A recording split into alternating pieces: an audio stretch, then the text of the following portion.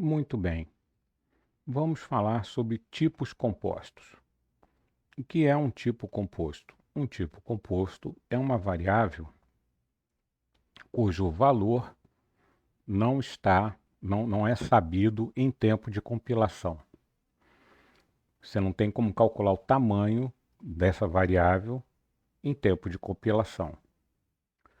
Uma variável escalar, como integer i32 ou floating point f64, você sabe o tamanho e tempo de compilação. Já as variáveis compostas, como um string, por exemplo, você não sabe o tamanho do string em tempo de compilação. Então ele é alocado dinamicamente na heap. Muito bem, então nós vamos usar agora um string. Tá? Vamos fazer o exercício 1. Nano é x1.rs. Está aqui. Vamos criar o nosso primeiro exemplo. Vamos criar uma variável, primeiro, a função main. Main. Ah, mas eu tenho que fazer isso toda hora? É melhor, porque se você usar uma IDE como Visual Studio Code, ele vai ter autocompletion, ele vai ter IA, vai atrapalhar o seu aprendizado, você vai acabar não pegando a prática. Let nome igual fulano e pronto. Se eu fizer isso, qual é o tipo de dados que a variável nome vai ter? Vai ser string? Não, não vai ser string. Isso aqui é uma referência para um string estático. Em Rust, isso é algo mais ou menos assim, ó. É static str. Não é string. Se eu quiser realmente atribuir um string e tornar essa variável string, né, sem ter que informar o tipo de dados aqui, porque eu poderia fazer isso aqui, ó, né, eu vou ter que usar uma outra função para isso, ó. Fulano toString. Agora, isso aqui vai ser convertido para um string e esse string vai ser movido para a variável nome. Atenção, movido. Quando a gente tem tipos escalares e a gente atribui uma variável a outra, ele copia o valor de uma para outra. As duas continuam valendo. Quando a gente tem variável de tipo composto e atribui um ao outro, ele move o valor para o outro. Então a variável original não existe mais. Muito bem. Agora a gente vai imprimir o tamanho, o nome e o tamanho. Println nome, tamanho. A variável nome está aqui. Como é que eu posso imprimir o tamanho? É um string? É. Então eu posso usar o método chars, que retorna um vetor com os caracteres do string, e o método count, que retorna a quantidade de elementos desse vetor. Pronto. Então agora o nosso código está pronto. Vamos ver se está funcionando. Host_c-o é x1.rs. Compilou e rodou. Funcionou o nosso primeiro exemplo. Vamos para o segundo exercício. Agora, nesse exercício, o objetivo é demonstrar o conceito de propriedade que existe no Rust. Isso é muito importante para a gente entender. Então, vamos lá. Vamos criar o nosso exemplo aqui. fnmain. Mas precisa fazer de novo? Precisa. Deixa de ser preguiçoso ou preguiçosa. Let s1 igual texto to string. Tá? Vamos lá. Vamos declarar uma variável s2 e vamos atribuir s1 a ela. Let s2 igual a s1. Qual é o tipo de dados de s2? Exatamente, é um string. Ela está recebendo um string, então ela é um string. Agora vamos imprimir S1. Println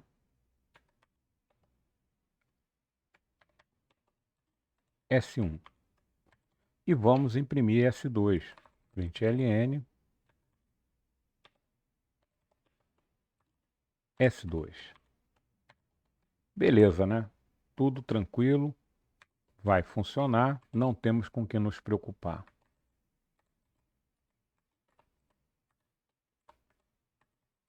Será que vai funcionar? Será que vai compilar? Não compilou. Não compilou.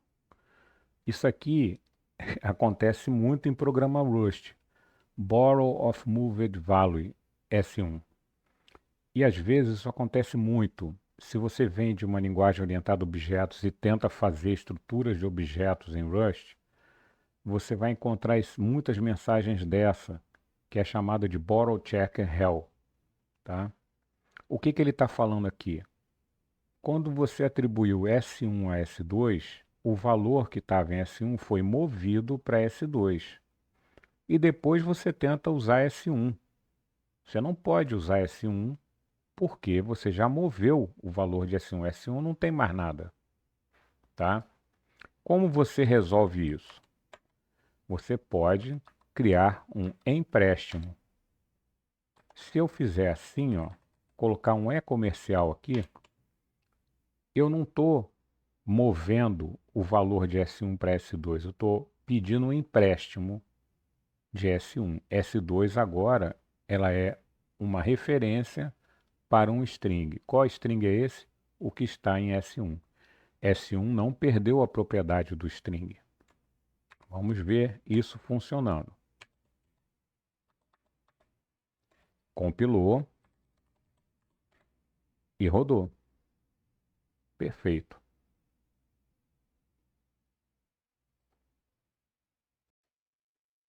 Muito bem. Sempre que você tem variáveis de tipos compostos e você atribui essa variável a outra variável, ocorre uma movimentação e não uma cópia. Isso ocorre também se você chamar uma função passando essa variável como parâmetro. É o que eu vou mostrar para vocês aqui agora. Isso é a movimentação. Então vamos nano x3rs. Então vamos lá, fn, vamos criar uma função chamada tamanho. Essa função recebe um string. E ela retorna o tamanho desse string em caracteres. Calma que eu já vou explicar. Em Rust, essa setinha aqui significa retorno. A função retorna alguma coisa. Qual é o tipo que ela retorna? O size. O size é um tipo inteiro não sinalizado que é usado normalmente para tamanho, para índice de vetores. Tá? Em vez de usar U32, que seria o inteiro não sinalizado 32, usa-se o size, que é o valor da plataforma. Mas isso não importa. Sempre grava que tamanho é o size. E eu vou retornar o tamanho. S, count. Não preciso botar return, não preciso botar ponto e vírgula. Ele sempre vai retornar o valor da última expressão. Beleza. Agora o que a gente vai fazer na função main? Na função main, a gente vai criar uma variável main. Vamos criar uma variável imutável do tipo string. Let s1 igual fulano de tal. A gente pode botar o toString aqui ou pode botar assim, ó, string from, tá? São duas maneiras da gente gerar um string a partir de uma referência estática para um string, que é o caso do fulano de tal. Qual é o tipo de S1? String. Beleza. Agora nós vamos criar uma variável tam nome e vamos calcular o tamanho.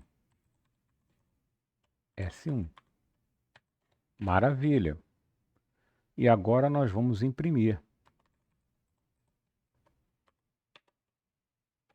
Nome, tamanho. S1, tam, nome. Muito simples, funcionaria em qualquer outra linguagem. Tá? Vamos lá. Rust C, -O é x3, é x3, rs. Erro. Por que erro? Como eu disse, entre tipos compostos ocorre movimentação e não cópia de dados. Mas eu não movimentei meu tipo de dado, minha variável S1, para lugar algum, eu não atribuí ela a nenhuma variável. Não, você realmente não atribuiu ela a nenhuma variável, mas você passou ela como parâmetro. Vamos olhar o código.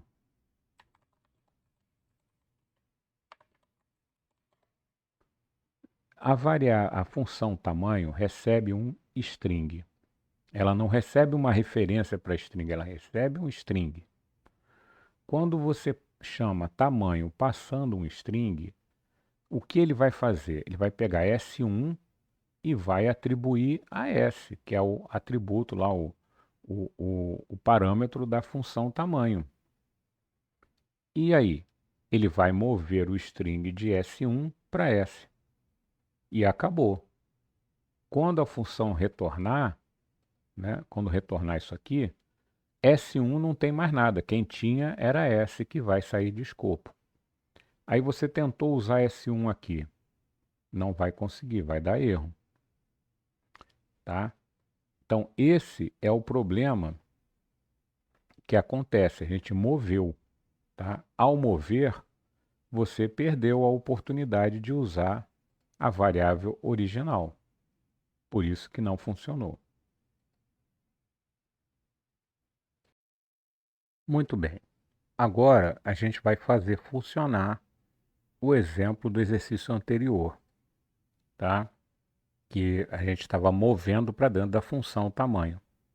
Então vamos criar aqui novamente nano x4 rs. Fn tamanho, S recebe uma referência para um string e retorna o size. Pronto. Como ele recebe uma referência para um string, ele recebe um empréstimo. Então, S chars count. Acabou. E a função main, ela vai, vamos lá na função main, colocar tudo novamente que a gente tinha lá. Let nome igual string from fulano de tal. Tá? Let tam nome igual tamanho. Olha só, a função tamanho recebe uma referência para um string. Então eu não posso passar nome. Eu tenho que passar comercial nome. Agora eu estou passando uma referência para string. Print ln. Tá? Nome, tam nome. E aqui eu crio um outro empréstimo, só para demonstrar. Ó, S2, eu posso ter quantos empréstimos imutáveis eu quiser. Tá? Então eu emprestei para a função e estou emprestando para S2.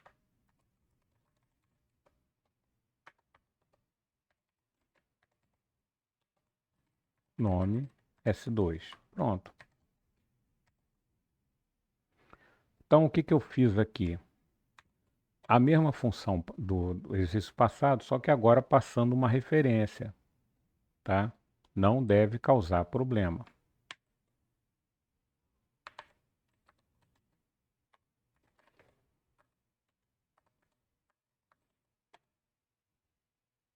Ah,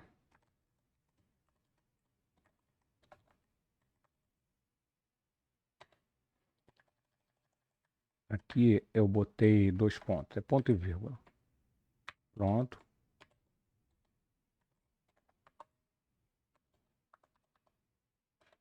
compilou e rodou.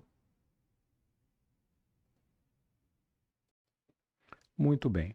Quando você tem um empréstimo, é muito importante você notar isso que eu vou falar para vocês agora. Quando você empresta um tipo composto, ou qualquer tipo, você não pode alterar a variável original enquanto os empréstimos estiverem no escopo, tá? Ah, por que você fala sempre estiverem no escopo? Que você pode usar dentro de um for, por exemplo. Acabou o for, o empréstimo saiu do escopo, aí você pode fazer o que quiser com a variável original. Então vamos fazer um exemplo aqui, ó. Fazer um exemplo, que é esse exercício 5, para você entender o que eu estou falando, tá? Vamos supor aqui, fn main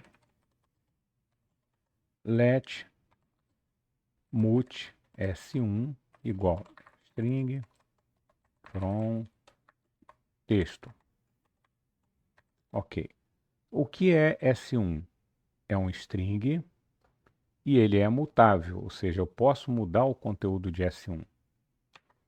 Em Rust, strings podem ser alterados. É diferente de Java, por exemplo. Quando você altera, você só altera criando um outro string. Let S2 igual S1. O que eu fiz aqui? Emprestei S1 para S2. Eu posso usar S1 e posso usar S2, tá? Nesse caso aqui eu posso. Mas o que acontece se eu alterar S1 enquanto o empréstimo estiver ativo? S1 push, str, vamos botar uma exclamação lá. O push str é um método que acrescenta coisas ao string. Então o conteúdo de S1 vai ficar texto, exclamação. Maravilha. E aqui eu vou dar um print line no S2. Vocês acham que isso vai funcionar? Repara bem, eu criei o empréstimo e alterei o string original. Isso é legal? Isso não é legal. Eu não posso emprestar e depois alterar o original, tá? Isso é um grande problema. Então agora vamos compilar.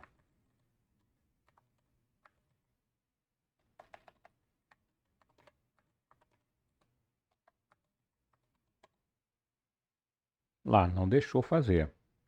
Cannot borrow S1 as mutable because it also borrowed as immutable. O que ele está dizendo aqui, ó? Aqui eu criei um empréstimo imutável. E aqui eu tentei alterar o string original, ou seja, estou reemprestando como mutável, tá? E ele não vai deixar eu fazer isso.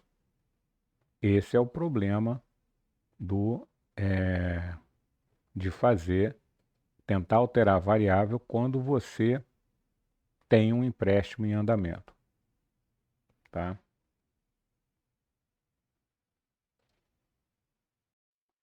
Finalmente, no exercício 6, eu vou demonstrar para vocês uma outra característica de empréstimos. Você só pode ter um empréstimo mutável, você pode ter vários empréstimos imutáveis, mas só pode ter um empréstimo mutável, tá? É X6RS. Essas regrinhas são muito importantes que você entenda, que você decore até, tá? Para não ter problema com Rust. Vamos lá, vamos criar uma variável mutável, S1. Pô, mas a gente fez exatamente assim em outro exercício. Posso copiar? Não. Deixa de ter preguiça e faz, para você pegar fluência. Vai lendo a descrição no README e fazendo. Vamos criar agora um empréstimo mutável para S2. Empréstimo mutável de S1. S2 pode alterar o conteúdo de S1, porque ela é um empréstimo mutável. Para que isso aconteça, S2 também tem que ser mutável, tá? Tá lá. Vamos fazer o print line de S1.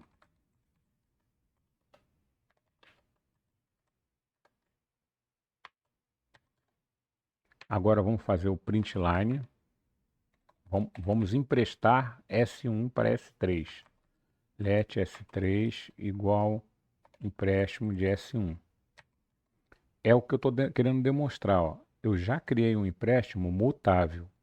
Então eu não posso criar mais nenhum outro empréstimo, mutável ou imutável. Se esse empréstimo aqui não fosse mutável, não tivesse isso aqui, ó, eu poderia criar quantos empréstimos eu quisesse. Tá? Print ln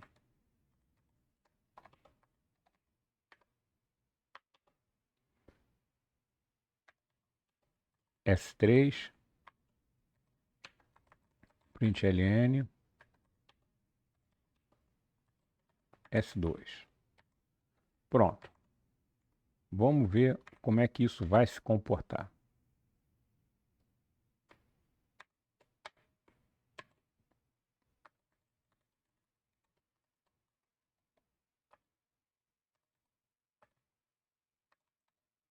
Ah lá, deu erro.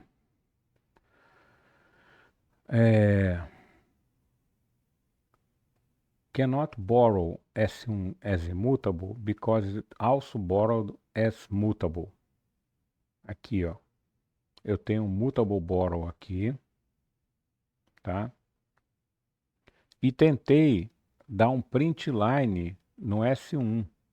Ele não deixou nem eu fazer o print line, porque eu tenho um empréstimo mutável. Nem chegou naquela outra linha. Olha só.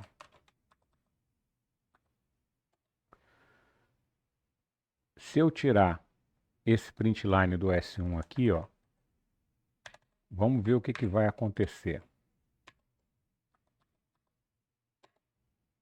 Agora ele deu em outro lugar, ó. Aqui ele está só reclamando que a variável não precisava ser mutável porque eu não estou mudando nada em S2, tá? Ignora. Cannot borrow S1 as immutable because it's also borrowed as mutable. Eu criei um empréstimo mutável aqui e aqui tentei emprestar ele de novo, mesmo sendo imutável, tá? Ele não vai deixar que isso aconteça. Como eu comentei aqui, porque já ia dar problema aqui. Como eu comentei aqui, ele vai dar problema aqui, ó. Eu tenho um empréstimo mutável de S1, eu só posso ter um empréstimo mutável. Se eu fizesse assim, ó, transformasse isso aqui tudo em imutável, tá?